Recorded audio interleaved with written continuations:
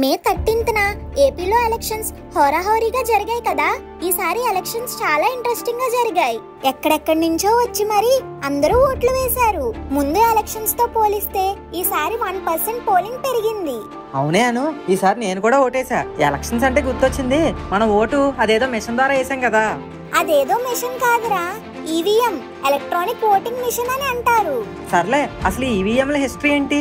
మన దేశంలో ఈవీఎంలు ఎప్పటి నుంచి వాడకంలోకి వచ్చాయి? అలాగే ఈవీఎంలను ట్యాంపర్ చేయొచ్చా? అంటే ఎవరికి ఓటేసినా ఒకరికే పడేలాగా. చెప్తా నీ క్వశ్చన్స్ అన్నిటికీ ఈ వీడియోలో ఆన్సర్ చెప్తా.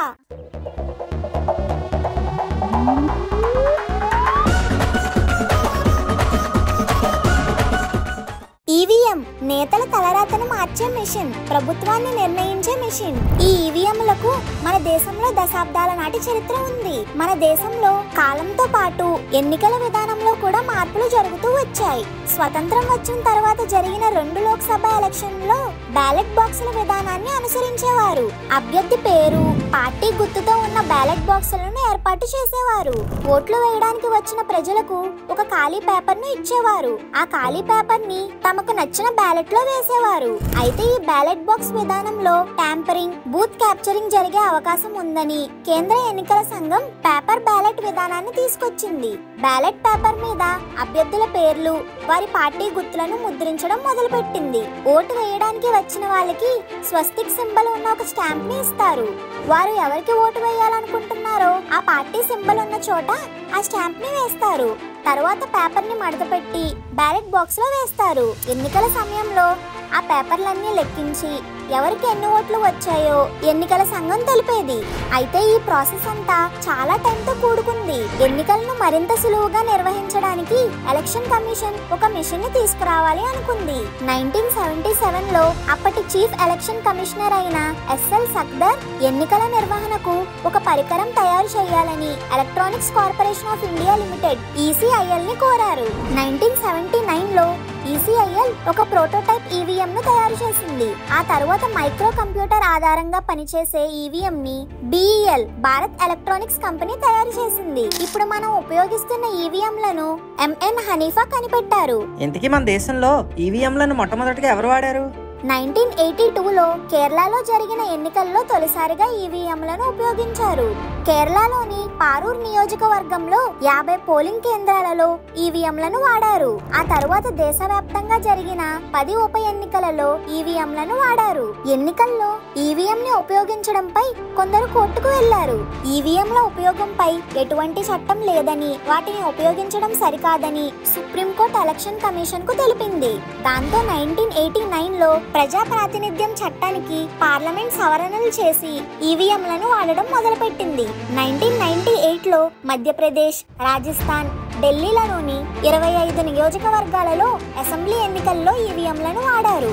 1999లో 45 లోక్సభ స్థానాల్లో ఈవీఎంలతో పోలింగ్ నిర్వహించారు. క్రమంగా అన్ని రాష్ట్ర ఎన్నికల్లో ఈవీఎంల వినియోగం పెరిగింది. 2000 సంవత్సరం తర్వాత జరిగిన 3 లోక్సభ, 118 అసెంబ్లీ ఎన్నికలను ఈవీఎంల ద్వారానే నిర్వహించారు. 2004లో జరిగిన అన్ని లోక్సభ ఎలక్షన్లకు ఈవీఎంలను ఉపయోగించారు.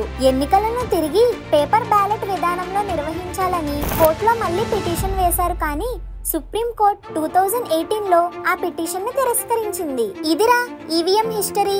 ఓ, ఇంతకీ ఈవీఎం ఎలా పనిచేస్తుంది? Control unit, ballot unit, VVPAT, ఈ మూడింటిని కలిపి ఈవీఎం అని అంటారు. కంట్రోల్ యూనిట్ అనేది ప్రిసైడింగ్ ఆఫీసర్ లేదా పోలింగ్ ఆఫీసర్ చేతిలో ఉంటుంది. బూత్ లోపల బ్యాలెట్ యూనిట్, వివిప్యాట్ ఉంటుంది. ప్రిసైడింగ్ ఆఫీసర్ ఓటర్ ఐడెంటిఫికేషన్ అయిన తర్వాత కంట్రోల్ యూనిట్ లో ఉన్న బ్యాలెట్ బటన్ ని ప్రెస్ చేయగానే బ్యాలెట్ యూనిట్ ఆన్ అవుతుంది.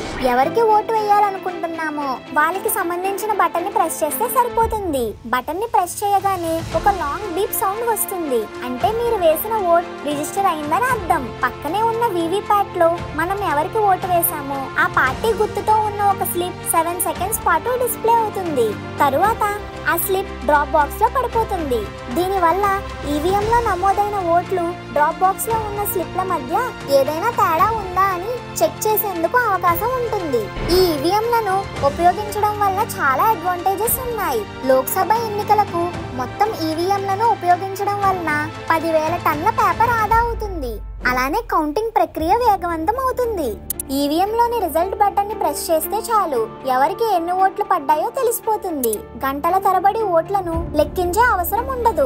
ఈ ఈవీఎం వాడడం వలన దొంగ ఓట్లు వేసే అవకాశం ఉండదు. ఎందుకంటే ఒకసారి బ్యాలెట్ యూనిట్ లో బటన్ ని ప్రెస్ చేసి ఓటు వేయగానే మెషిన్ లాక్ అయిపోతుంది. మళ్ళీ బటన్ ని ప్రెస్ చేసే అవకాశం ఉండదు. ఒక వ్యక్తి ఓటు వేసిన తరువాత రెండో వ్యక్తి ఓటు వేయడానికి బూత్ దగ్గరికి వచ్చేంత వరకు మెషిన్ లాక్ లోనే ఉంటుంది. రెండో వ్యక్తి ఓటు వేయడానికి వచ్చిన తర్వాత అక్కడున్న అధికారి తన దగ్గరున్న కీతో మెషిన్ ని అన్లాక్ చేస్తాడు. ప్రస్తుతం ఈ ఈవీఎంలను ఇండియాతో పాటు Brazil, Philippines, United Arab Emirates, Egypt, Bhutan, Nepal వంటి దేశాలు వాడుతున్నాయి. ఇంకొన్ని దేశాలైతే మొదట ఈవీఎంలను వాడి తరువాత పేపర్ బ్యాలెట్ లోకి మారిపోయారు. ఎందుకంటే ఈవీఎంలు వాడాలంటే ప్రజలకు టెక్నాలజీ గురించి ఎంతో కొంత తెలిసి ఉండాలి. అది అందరికీ తెలియదని ఈవీఎంలను వాడటం మానేశారు. కానీ మనకు ఆ ఇబ్బంది ఉండదని, టెక్నాలజీ గురించి ఏం తెలియకపోయినా ప్రతి సామాన్యుడు ఓటు వేసేలా ఈవీఎంలను డిజైన్ చేశామని ఎలక్షన్ కమిషన్ చెప్తుంది. అంతా బానే ఉంది కానీ ఈవీఎంలను ట్యాంపరింగ్ లేదా హ్యాకింగ్ చేసి ఎవరికి ఓటేసినా ఒకరికే ఓటు పడేట్ చేయొచ్చని బయట వార్తలు వినిపిస్తున్నాయి. ఇవి ఎంతవరకు నిజం? ఎలక్షన్ కమిషన్ ఆఫ్ ఇండియా ఈవీఎంలను హ్యాకింగ్, ట్యాంపరింగ్ చేయడం ఇంపాసిబుల్ అని చెబుతున్నాయి. ఎందుకంటే ఈవీఎం అనేది స్టాండ్ అలోన్ మెషిన్స్. దీనికి వైఫై, బ్లూటూత్, ఇంటర్నెట్ లాంటి ఎటువంటి ఎక్స్టర్నల్ కనెక్షన్స్ ఉండవు. ఇది ఒక బ్యాటరీతో పనిచేస్తుంది. దీని వల్ల ఈవీఎంలను హ్యాక్ చేయలేం. నెక్స్ట్ క్వశ్చన్, ఈవీఎం ని ట్యాంపరింగ్ చేయొచ్చా? ట్యాంపరింగ్ అంటే ఎవరైనా కంట్రోల్ యూనిట్ ని ఓపెన్ చేసి అందులోని చిప్ చేంజ్ చేయడం.